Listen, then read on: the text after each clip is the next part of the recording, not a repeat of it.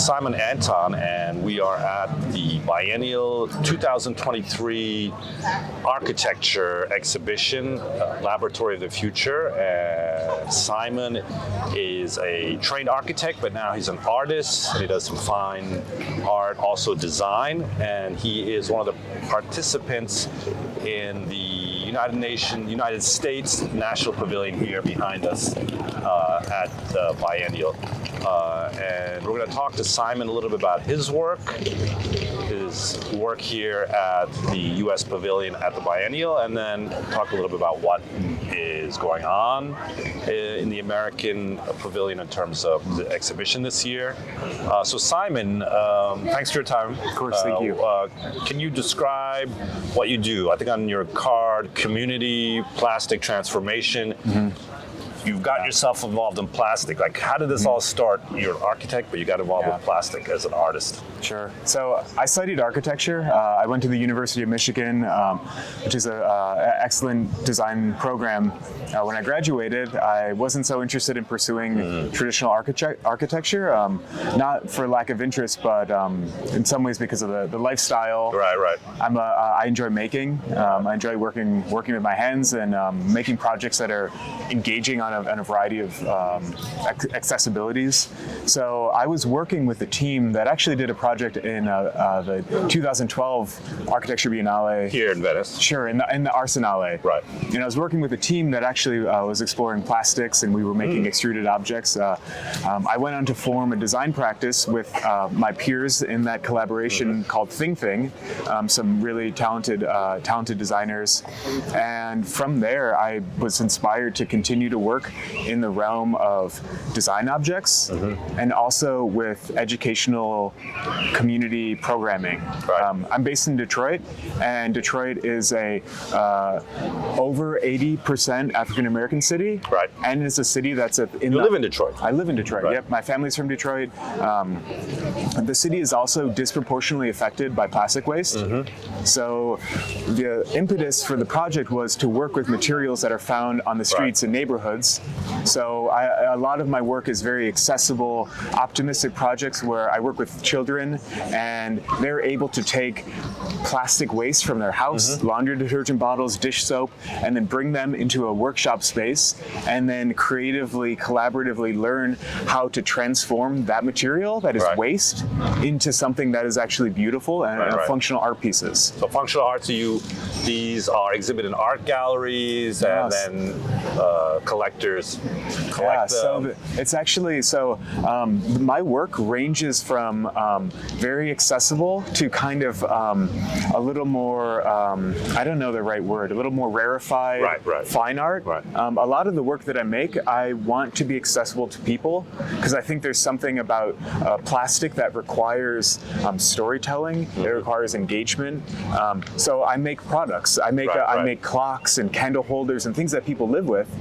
For this show, being able to show... Let's talk about this show. Yeah. The show, the curators selected a group of designers, artists, architects in the United States, specifically working in plastics. So the name of the exhibition is?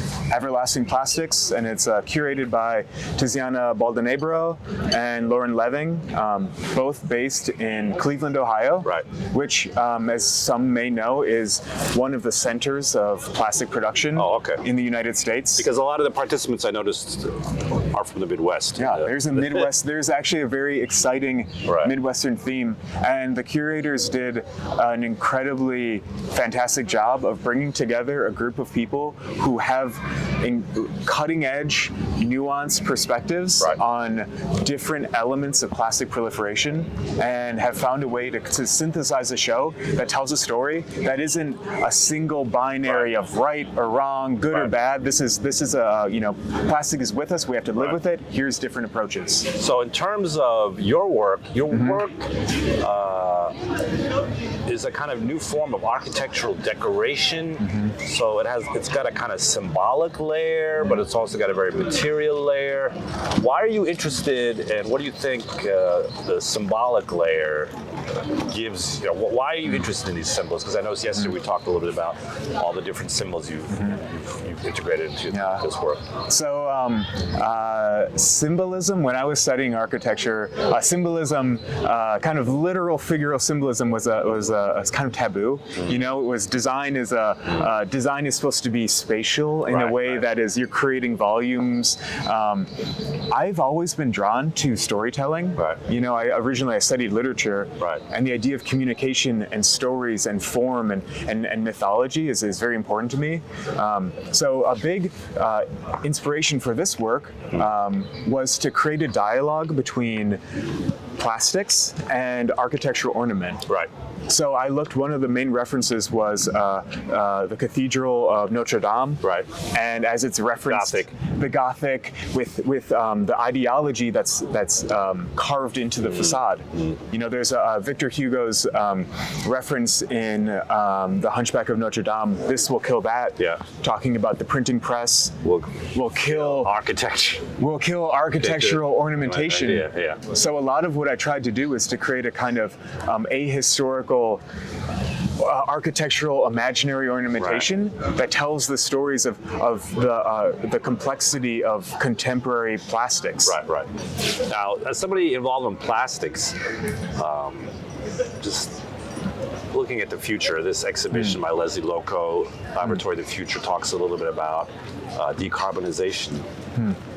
Do you see the pace in which plastics are still prevalent in our economy and society as slowing down? Because it seems like they're still pretty much everywhere, these plastics. I mean, what do you feel needs to happen to decrease or make the use of plastics more sustainable?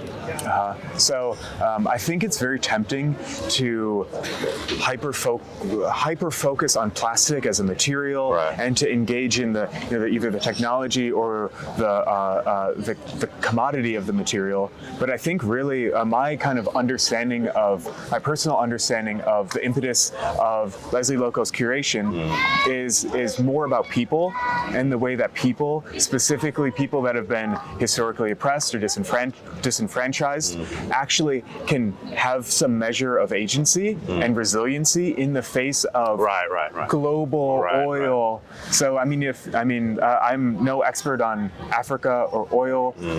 For people, there's inequality that's very specific to plastic waste and pollution that disproportionately affect communities of color. And obviously Detroit and Michigan, in the urban center, this use of plastics is quite profound.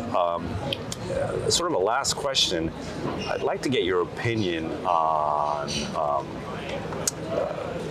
United States design, architecture. We see in this exhibition a lot of younger designers and architects.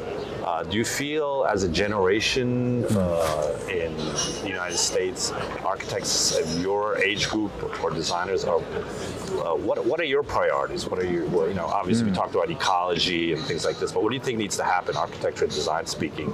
And what is your generation particularly concerned about? Because I noticed this exhibition is a lot of 30-something designers. We're young. I think the way that this show has brought together a group of people that are outside of the kind of normative power structures of American architectural institutions is actually one of the most inspiring elements of the show, and is actually what has made the show such a success in not just for our own opinions, but in the kind of global perception, because it's architects that aren't entrenched in the institutions, and bringing together people who are really doing radical cutting edge work that deals with from the Midwest. We're from the Midwest, and not just the Midwest, but the idea that in the United States, we in our pavilion we have designers who are from Spain, from China by way of Sweden. It's an international group with many voices, and that's an incredible value. I want to thank you, Simon Anton. Thank you so much for your work. We were speaking with Simon Anton. He's a trained architect from Michigan and talking about the exhibition here at the United States Pavilion called Plastics Everywhere. Everlasting plastics. They are everywhere. They are everywhere. And at the Laboratory of the Future 2023 Biennial Architecture. Thanks a lot, Simon. Thank you.